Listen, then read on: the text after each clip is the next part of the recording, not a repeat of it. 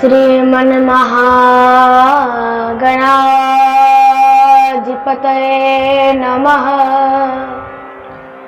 ॐ श्री सरस्वती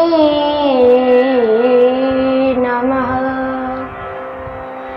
अस्मद्ध्याय श्री गुरु श्री चरण कमलेभ्यो नमः। वन्दे अहं श्री गुरु श्रीयुतपदकमलं श्री गुरून् वैष्णवांश्च श्रीरूपं साप्रजातं सहगण रघुनाथान्वितं तं सजीवम् साद्वैतं सावधूतं परिजनसहितं श्रीकृष्ण चैतन्य चन्द्रदेव श्रीराधा कृष्ण वादान सहगणललितां श्रीविशाखान्वितांश्च ध्येयं सदा परिभवत् नमभीष्टगोऽहं तीर्थास्पदं शिवविरिञ्चनतमशरणं परित्राणतेऽहं प्रणतपाणदिवोत्तम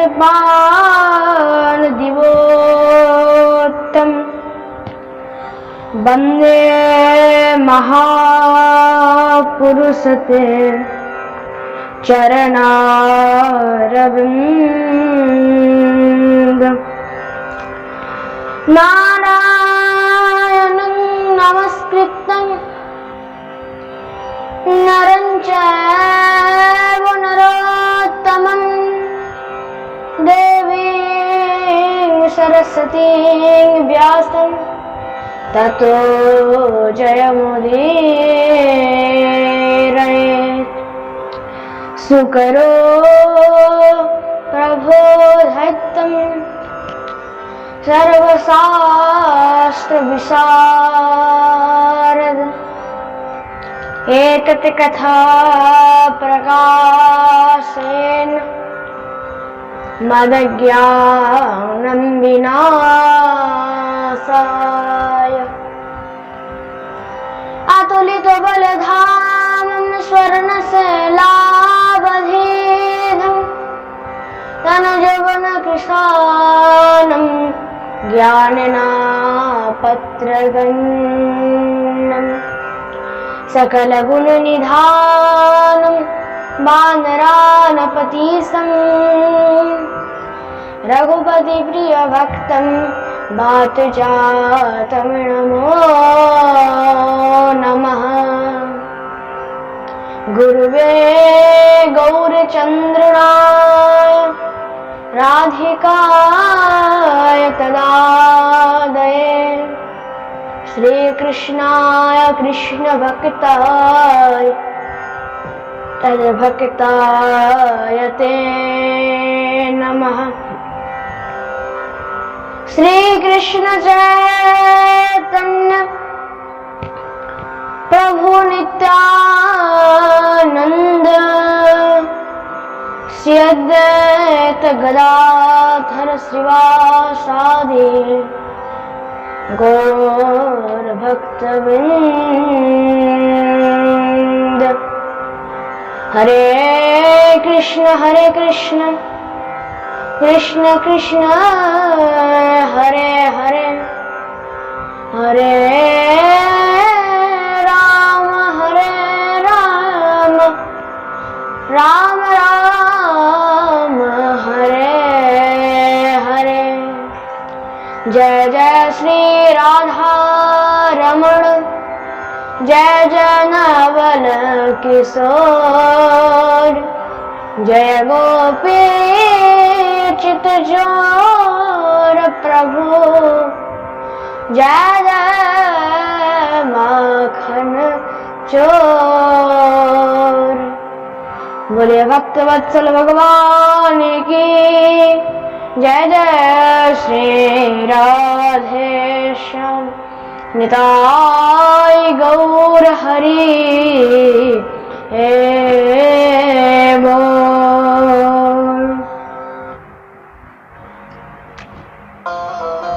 परमानंद चिन्मूर्ति अखिल ब्रह्मांड नायक जगत अधिपति त्रिलोकेश्वर नंदन नंदन ब्रजेंद्र नंदन भगवान श्री राधा श्याम सुंदरेर असीम कृपाय असीम अनुकंपाय আমরা সবাই দিব্য শ্রীমদ্ ভাগবতের অমৃতময় রস আস্বাদন করার বিশেষ সৌভাগ্য প্রাপ্ত করিয়াছি।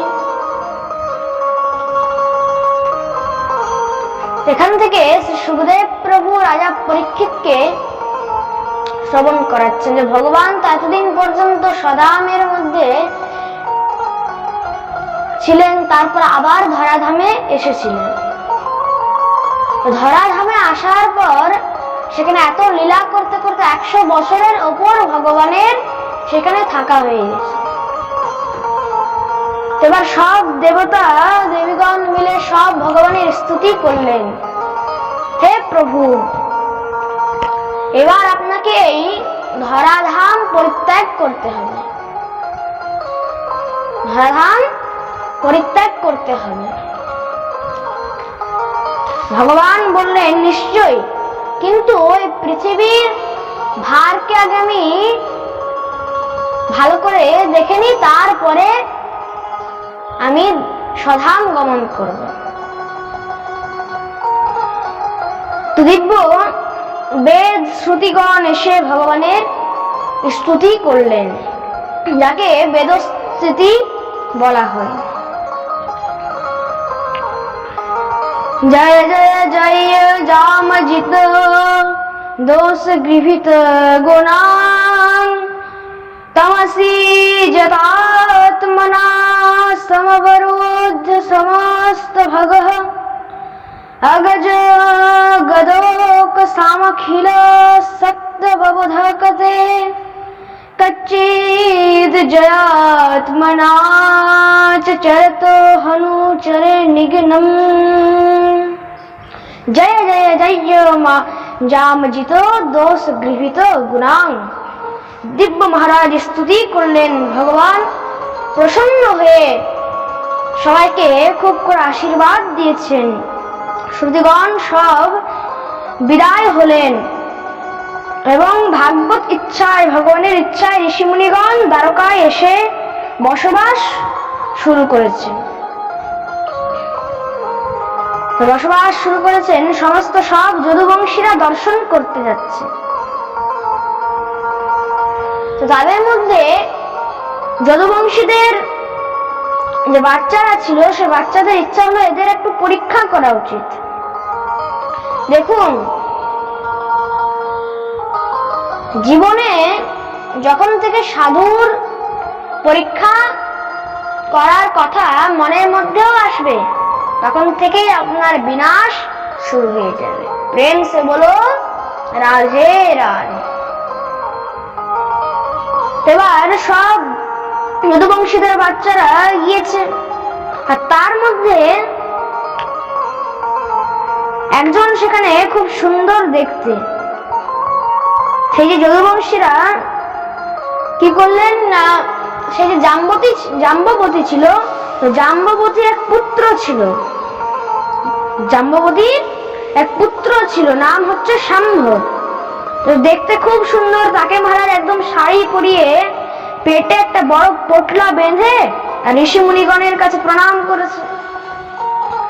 ঋষিরা বললেন সুখী থাকো। তাদেরকে বললেন, মহারাজ এটা আমাদের কুলবধূ, এর গর্ভে সন্তান আছে, বলুন তো ছেলে হবে না মেয়ে হবে? ঋষিরা তো অন্তর্যামী, তারা বললেন যাও এখান থেকে।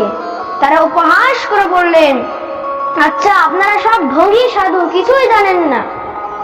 তাদের মধ্যে দুর্বাসা বসে তিনি আর অপমান সহ্য না করতে পেরে সঙ্গে সঙ্গে ক্রুদ্ধ হয়ে অভিশাপ দিয়ে দিলেন, আরে মূর্খ, তোমরা সাধুদের অপমান করো, অভিশাপ দিচ্ছি, এর পেট থেকে না ছেলে হবে না মেয়ে হবে, এমন মুষল হবে যার দ্বারা যদুবংশী শেষ হয়ে যাবে। সবাই ভয়ে দৌড়ে গেছে। যখনই একান্তে পোটলা খুলেছে দেখছে মুষল বেরিয়েছে। মুষল দেখে তো সব ভয় পেয়ে গেছে। মহারাজ উগ্রসেনকে খবর দিয়েছেন, বললেন মুষলকে ঘষে সমুদ্রের মধ্যে ভাসিয়ে দাও। একদম ঘষে ঘষে চূর্ণ চূর্ণ হয়ে গেছে। এবার সমুদ্রে যখন ভাসিয়ে দিয়েছে, ছোট্ট একটা টুকরো ফেলে দিলেন। তাকে একটা মৎস্য গ্রাস করে নিয়েছে, আর মুষলের যে চূর্ণ ভাসিয়ে দিয়েছে তার ঢেউয়ের সঙ্গে লেগে ওই পারে গিয়ে যখন মাটিতে লেগেছে, তার থেকে একটা ঘাস উৎপন্ন হলো, তার নাম হলো এরোকা। খুব মন দিয়ে শুনবেন, তার মধ্যে এত ধার যে কারো শরীরের মধ্যে মারা হলে শরীর দুভাগ হয়ে যাবে, এত সেই এরোকা ঘাসের মধ্যে শক্তি ছিল, ধার ছিল। তো সেই মৎস্যকে জেলেরা ধরে বিক্রি করেছে। যারা ব্যাগ তাকে নিয়ে গেছে, নিয়ে যখনই কাটলো, তো কেটে পরে সেখানে ওই এরোকা নামক ঘাসের একটা টুকরো ছিল, সেটাকে যারা ব্যাগ পেয়েছে, এবার সেই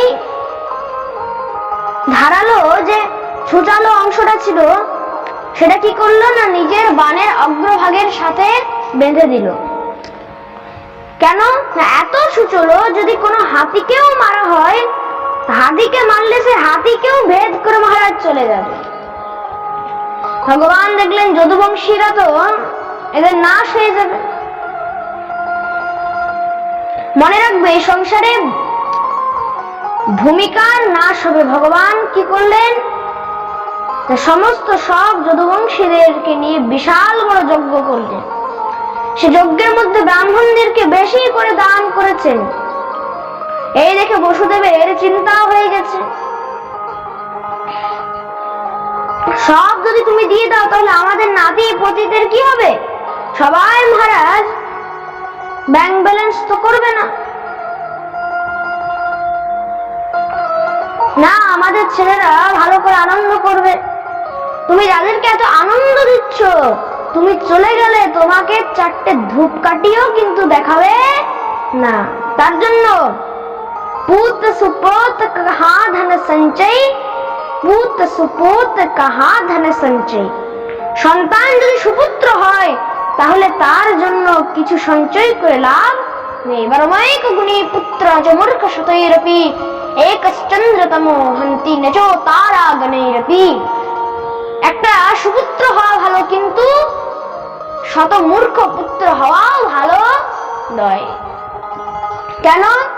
আকাশের মধ্যে একটা চাঁদ, সেই কিন্তু এত আলোকিত করছে, কিন্তু কোটি কোটি তারা থাকতেও এত আলো দিতে পারছে না, তাই তো?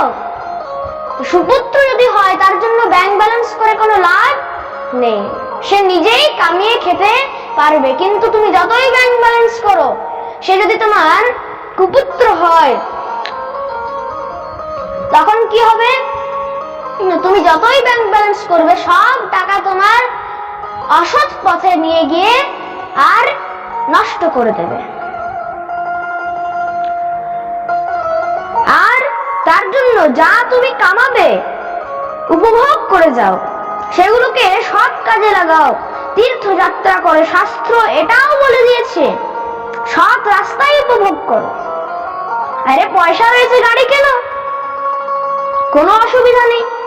সে গাড়িতে বসে মায়াপুর যাও, সে গাড়িতে বসে কাশী যাও, সে গাড়িতে বসে বৃন্দাবন যাও, সে গাড়িতে বসেই মহারাজ बनारस যাও। আরে ভাই, সৎ কাজের জন্য হাজার রাস্তা খোলা রয়েছে। আরে মোবাইল কেন?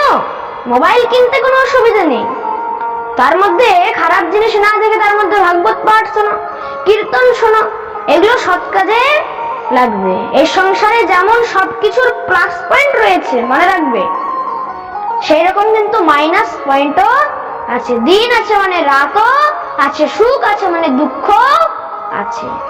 তার জন্য সবকিছু সৎ কাজে লাগাও। তীর্থযাত্রা করো, সেখানে দর্শন করো, সাধু বৈষ্ণব সেবা দাও, মহারাজ সৎ কাজে লাগাও, মন্দির বানাও, বৃদ্ধাশ্রম বানাও। সৎকর্মের জন্য হাজার রাস্তা খোলা রয়েছে, মনে রাখবে। ভগবান এখানে নিজের পিতা বসুদেবকে বোঝাচ্ছেন, কিন্তু ছেলে বোঝালে কি মা বাপ বুঝবে? তুই আমাকে বুঝাবি, আমি তোর বাপ না তুই আমার বাপ। প্রেম সে বলো রাধে রাধে। তো ভগবান দেখলেন আমি বোঝালে তো বুঝবে না, নারদকে পাঠালেন, একটু বাবাকে বোঝাও। নারদ এসে উপস্থিত হয়েছেন। তো নারদকে দেখে বসুদেব খুব সুন্দর আসন দিয়ে পূজা অর্চনা করলেন। পূজা অর্চনা করেছে, নারদ বসুদেবকে বোঝালেন, বসুদেব তুমি এখনো ওই মায়ার মধ্যে ঢুকে আছো কেন প্রভু? মনে রাখবে যত মায়ায় যাবে তত পতন তাড়াতাড়ি আসবে। তাহলে না এই বিষয় থেকে মুক্ত হতে হবে। সংসারে থাকলে আমরা তিন প্রকারের পাপ করি। কি কি? এক হচ্ছে কায়িক, এক হচ্ছে বাহ্যিক, আর আরেক হচ্ছে মানসিক। মহারাজ কেউ কেউ শরীর দিয়ে কত পাপ করে, করছি তো আমরা। যার শরীর দিয়ে পাপ করার সামর্থ্য নেই, সে মুখ দিয়ে করছে, কত গালাগালি বেরোচ্ছে মুখ দিয়ে, পরনিন্দা করছে, পরচর্চা করছে, এগুলোই হলো পাপ। প্রেম সে বলো রাধে রাধে। তার জন্য এখানে কবীরদাস জি বলছেন, ऐसी वाणी बोलिए कि मन का आपा खोए औरन को शीतल करे आपहु शीतल होवे। কথাও এমন বলা উচিত যে কথা শুনে নিজেও যেন ভালো লাগে, যে শুনছে তার শুনেও যেন ভালো লাগে। অনেক সময় দেখবে অনেকের কথা শুনলেই দেখবে ভালো লেগে যায়, আবার অনেক লোকের কথা শুনলেই দেখবে মেজাজ গরম হয়ে যায়। হয়তো আজকাল তো অনেক লোক এমন সিদ্ধান্ত বানিয়ে নিয়েছে যে ऐसी वाणी बोलिए যে सबसे झगड़ा होए, কিন্তু মনে রাখবে उससे कभी ना बोले যে तुमसे तगड़ा होए।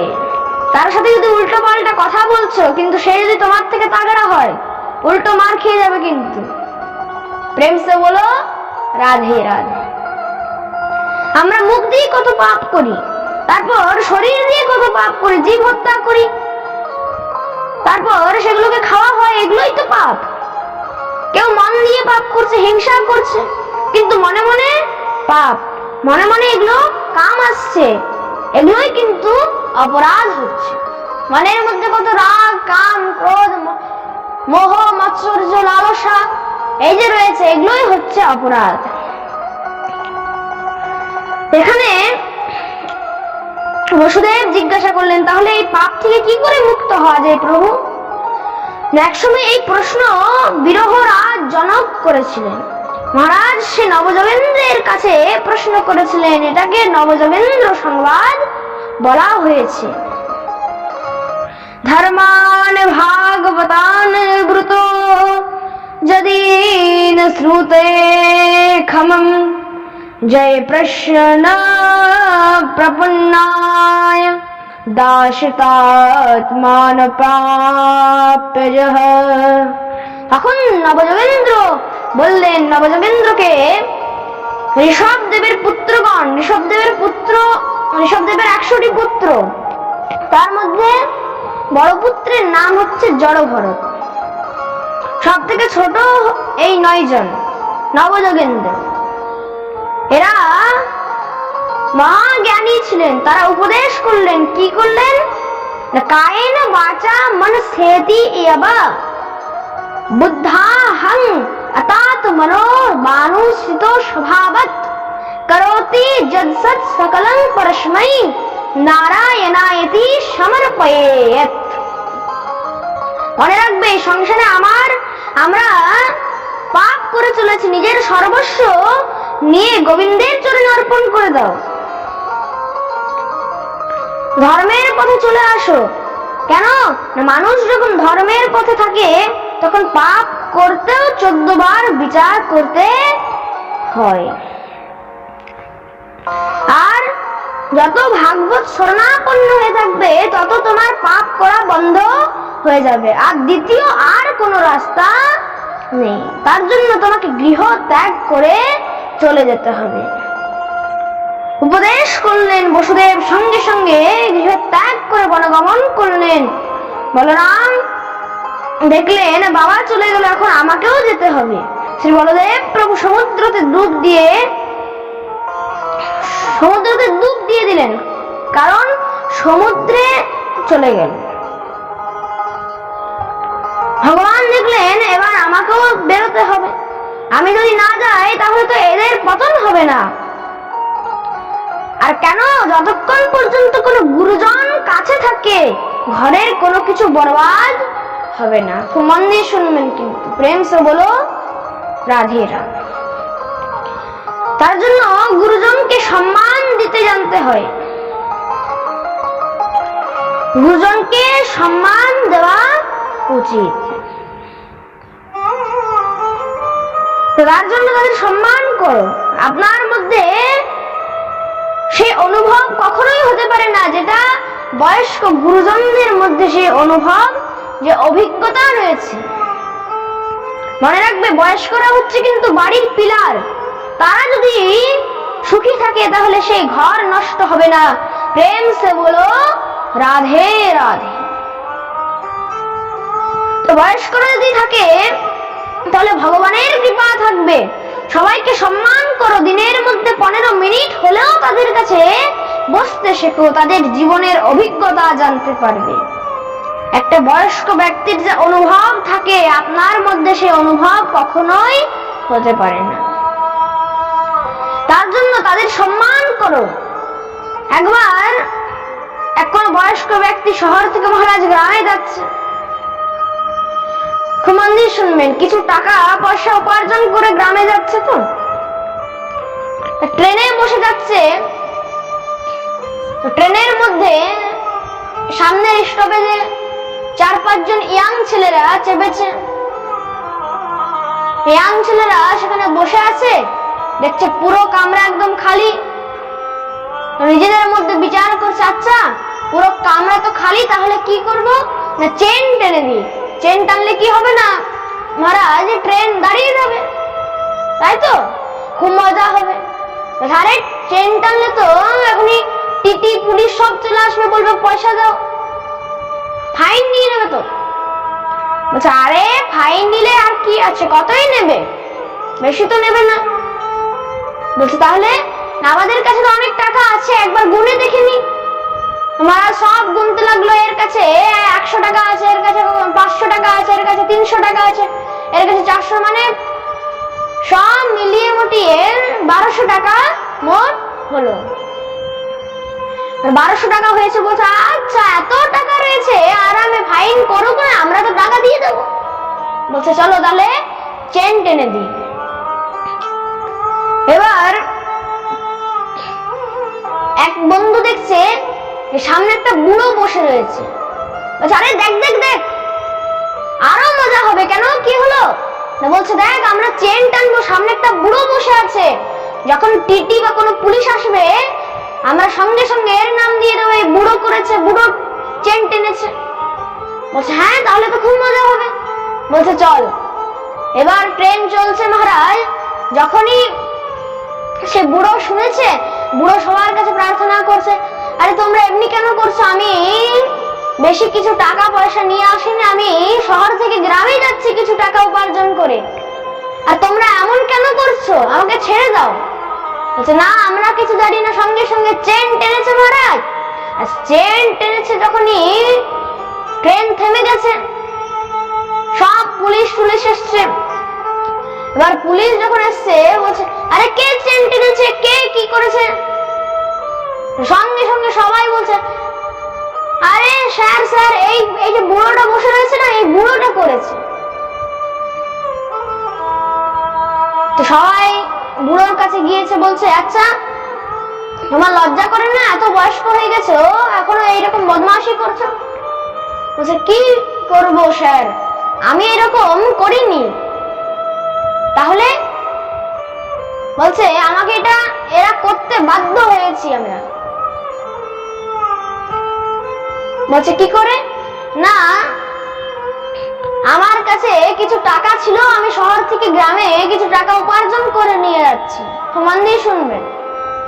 তো এই ছেলেগুলো সব আমার কাছ থেকে আমাকে মেরে টেরে আর আমার সব টাকা পয়সা নিয়ে নিয়েছে, আর বলছে এবার আমি দেবো না। তার জন্য আমি চেন টেনেছি, যাতে চেন টানলে আপনারা আসবেন আর আমার সব টাকা পয়সা আমি ফেরত পেয়ে যাব। বলছে আচ্ছা কি প্রুফ আছে? বলছে দেখুন, এদের সবার কাছে গুনে দেখুন, একদম আমার 1200 টাকা রয়েছে। তখন ওই শুনেছিল, বলছে 1200 টাকা আছে। বলছে আচ্ছা সব মহারাজ, সব যদি ইয়াং ছেলেরা বলছে আরে না না না স্যার আমরা এরকম করিনি, বুড়োটা মিথ্যা বলছে, ঝুট বলছে। আচ্ছা তাহলে আমরা একটু সার্চ করি, তাহলেই বোঝা যাবে। যখনই সার্চ করেছে মহারাজ একদম 1200 টাকায় বেরিয়েছে। আচ্ছা শুধু শুধু বুড়োর নামে তোরা ফাঁসাচ্ছিস, চ মহারাজ 3-4 একদম থাপ্পড় থাপ্পড় লাগাতে লাগাতে ট্রেন থেকে নিচে নামিয়েছে। ওই দিক থেকে যখন নিয়ে যাচ্ছে, বুড়ো জানলা দিয়ে দেখছে, আর সব ইয়ং ছেলেগুলো বুড়োর দিকে তাকিয়ে রয়েছে। সব দুজনেই মিলে দেখছে রাগের মধ্যে। তো বুড়ো তার যে গোপটা ছিল, গোপের মধ্যে এমনি করে হাত দিয়ে বলছে, দেখছিস বেটা, এভাবে চুল পাকাইনি, জীবনের অভিজ্ঞতা দিয়ে চুল পাকিয়েছি। প্রেম সে বলো রাধে রাধে, আরে जोर से बोलो राधे राधे, और जोर से जय श्री राधेश्याम। তো তার জন্য বয়স্ক মানুষের সঙ্গে কিন্তু কখনো পাঙ্গা নিতে নেই। কেন? এরা হচ্ছে খুব অভিজ্ঞ মানুষ। বয়স্ক মানুষের জীবনের একটা অভিজ্ঞতা থাকে। তার জন্য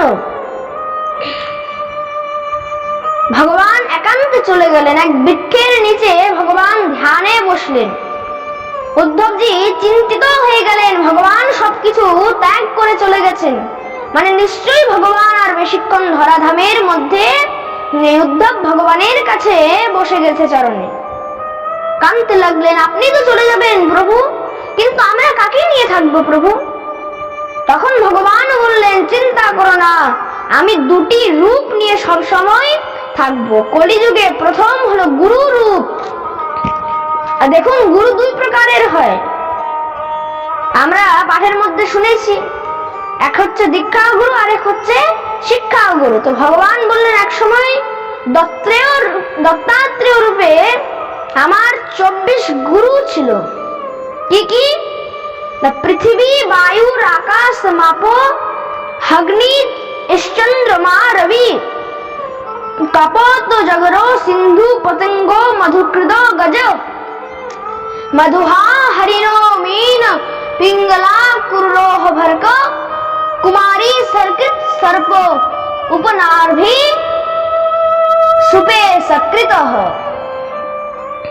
पृथ्वी, वायु, आकाश, অগ্নি, চন্দ্রমা, সূর্য, কবুতর মানে পায়রা, অজগর, সমুদ্র, পতঙ্গ, মৌমাছি, হাতি, হরিণ, মৎস্য, পিঙ্গলা, বিশ্বা, কুরর পক্ষী, কুমারী কন্যা, কামার, মাকড়সা, ছোট বাচ্চা, এগুলোকে গুরু বানিয়েছি। যার কাছে যা শিখেছি তাকে গুরু বানিয়েছি। প্রেম সে বলো রাধে। বলে সদ্গুরুদেব ভগবান কি জয়। আর দ্বিতীয় রূপ কি? দেখতে দেখতে ভগবান নিজের সমস্ত তেজ শ্রীমদ্ ভাগবতে অর্পণ করে দিলেন। আর আজ থেকে ভাগবত যখন যখন উদ্ধব তুমি দর্শন করবে, যখন যখন শ্রবণ করবে, যখন যখন ভাগবতের চিন্তন করবে, যখন যখন ভাগবত পাঠ করবে, তখন তখন প্রত্যক্ষ আমারই দর্শনের লাভ অনুভব তুমি প্রাপ্ত করবে। আর এই দুই রূপেই আমি কলিযুগের মধ্যে থাকব। এবার কি হয়েছে? সেই যে ভগবান উদ্ধব বিদায় করলেন ভগবানকে, আর এদিকে কি হয়েছে? সব যদুবংশীরা যখন পাশে কোনো গুরুজনকে পায়নি, সব মুদিরা পান করতে লাগলো। মদ্যপান করে বুদ্ধি এমন ভ্রষ্ট হয়ে গেছে, যুদ্ধ আরম্ভ করে দিয়েছে নিজেদের মধ্যে। একজন আরেকজনকে গালাগালি দিতে আরম্ভ করলেন, মারামারি কি করছে। এমন মহারাজ ও মারতে মারতে ওই যে ঘাসগুলো ছিল এরকা, তো সেই এরকা নামক ঘাস দিয়ে সব মহারাজ কাটাকাটি আরম্ভ করে দিয়েছে। দেখতে দেখতে যদুবংশীরা নিজের মধ্যে এত কাটাকাটি করছে, সব মুদিরা পানের মধ্যে বুদ্ধি ভ্রষ্ট হয়ে বুদ্ধি একদম ভ্রমিত হয়ে গেছে। আর ভগবান ওই বৃক্ষের নিচেই সেখানে বসেছিলেন। আর সেই যে জরাব্যাগ, তার যে তীরের অগ্রভাগে যে ওই এত ধারালো সোজালো যে বস্তুটা রেখেছিল, সেই তীরটা সে মহারাজ ভগবান এখানে বসে রয়েছে, তো চরণটা এমন ভাবে রয়েছে যেন মনে হচ্ছে কোনো হরিণ বসে রয়েছে। হরিণ ভেবে জরাব্যাগ এমন মেরেছে মহারাজ, আর সেখানে ভগবানের চরণে লেগে গেছে। এবার যখন তার চরণে পড়ে গেলেন, সঙ্গে সঙ্গে হা রাধে হা রাধে হা রাধে শুরু করেছে। যখনই হা রাধে শুরু করেছে, সে তো বুঝে গেলেন এ তো ভগবান শ্রীকৃষ্ণচন্দ্র। সঙ্গে সঙ্গে জরাব্যাগ গিয়ে দ্বারকাধীশের চরণের মধ্যে পড়ে গেলেন। হে প্রভু, হে দ্বারকাধীশ, আমি কত বড় অপরাধ করেছি, আপনার চরণে বাণ মারলাম। না না না, আজকে তো পূর্বজন্মের কিছু ঋণ তোমার শোধ হয়ে গেল। পূর্বজন্মে আমি তোমাকে লুকিয়ে লুকিয়ে মেরেছিলাম, এই জন্মে তুমি আমাকে লুকিয়ে লুকিয়ে মারলে। তার জন্য এটা তোমার পূর্বজন্মের কাজ ছিল, তো ভগবান কৃপা করলেন এবং এই জন্মে তুমি আমাকে মারলে। हमारा काम था तुम्हारा हिसाब पूरा करना, और तुम्हारा काम है हमारा हिसाब पूरा करना। সমস্ত সব দেবতাগণ মিলে ভগবানের স্তুতি আরম্ভ করলেন। ভগবান দেরি করলেন না, পরম ধাম সধাম গমন করলেন এবং সব ধরাধাম পরিত্যাগ করে সধাম গমন করলেন। এবং যখন ভগবান সধাম গমন করলেন, দেখতে দেখতে কলিযুগের প্রবেশ শুরু হয়েছে, কলিযুগ আরম্ভ হয়ে গেছে। আর সব দেবতাগণ মিলে ভগবানের স্তুতি আরম্ভ করেছে, ভগবানের মহারাজ পুষ্প বৃষ্টি করছেন। সধানু মানুগতে কৃষ্ণে যদুবংশ বিভূষণে কশ্য বংশ অভবেত পৃথামিতে দাক্ষয়ে মুনঃ। সব দেবতাগণ মিলে পুষ্প বৃষ্টি করলেন, আর সেদিন থেকে কলিযুগ আরম্ভ হয়ে গেছে। কিন্তু এখানে রাজা পরীক্ষিত বলছে, কিন্তু আমার কারণে এখন কলি একটু শান্ত হয়ে রয়েছে প্রভু, কিন্তু আমার পরে কি হবে? আমার পরে কি হবে? এই কলিযুগ যদি আস্তে আস্তে বেড়ে যায়। বলছে দেখো, এখন তুমি শ্রী সুখদেব প্রভু বর্ণন করলেন, তোমার পর মগধ বংশীয় রাজা সহদেব রাজা হবে, তৎপশ্চাৎ দর্শন মগধ রাজা হবে, তৎপশ্চাৎ মহাপদ্ম বংশ মহানন্দ বংশের রাজারা রাজত্ব করবে, তারপর মৌর্য বংশ, শুঙ্গ বংশ, কর্ণ বংশ, কঙ্ক বংশ, তৎপশ্চাৎ গুপ্ত বংশ, সেন বংশ, আর তারপর যবনদের রাজত্ব হবে। যবন মানে কি? মুসলিম, মুসলিমদের রাজত্ব হবে। আর তারপর মৃচ্ছদের রাজত্ব হবে, গুরুন্ডদের রাজত্ব হবে। গুরুন্ড মানে হচ্ছে ইংরেজ। আর তারপরে রাজতন্ত্র শেষ হবে, প্রজাতন্ত্র শুরু হবে। আর প্রজাতন্ত্রে কে রাজা হবে? আর প্রজাতন্ত্রে যে কেউ রাজা হয়ে যেতে পারে।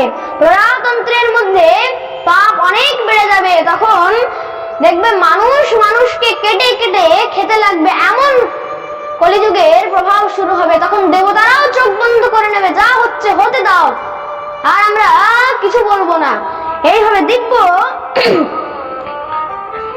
তখন রাজতন্ত্রের আর ভয় থাকবে না, রাজদণ্ডেরও ভয় থাকবে না।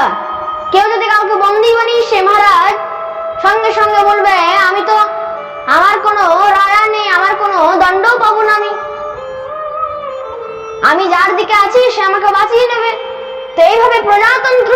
হবে।